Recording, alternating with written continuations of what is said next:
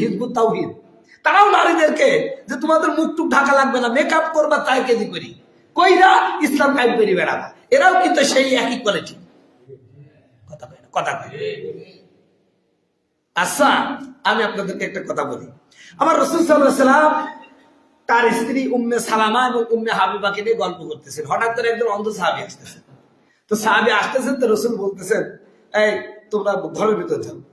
উম্মে সালামা বলছে, হুজুর আপনাদের সাহাবী আছে তো অন্ধ, আমার তো দেখছে না, তা আমরা ঘরের ভিতর যাবো। তো রাসূল বলছেন, তোমরা সে নাই দেখছে না, তো তোমরা দেখছো না?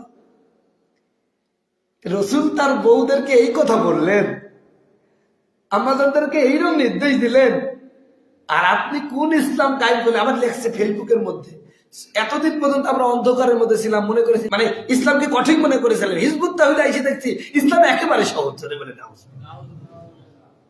তা আমি আবার এক জায়গায় কমেন্ট করলাম, এই রূপ সৌন্দর্য প্রদর্শন হাজার যুবককে যে তুমি জেনার গোনায় নিয়ে যাচ্ছ, মরো তারপর খেলা বুঝতে পারবা তুমি কোন ইসলামের মধ্যে গেছো।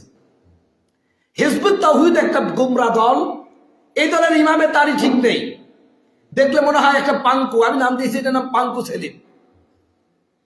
ওই যে ভারতের নায়করা যেরকম পাঙ্কু কাটিং দেয়, ওর দাড়ি ওরকম কাটিং।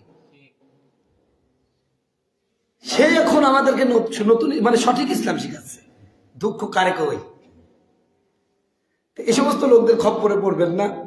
আসলে এরা না মাদ্রাসায় পড়েছে, না কোরআনের সঠিক অর্থ করতে পারে, বাংলা দেখে দেখে তারা আবার বলে যে আমরা ইসলাম ভালো শিখেছি।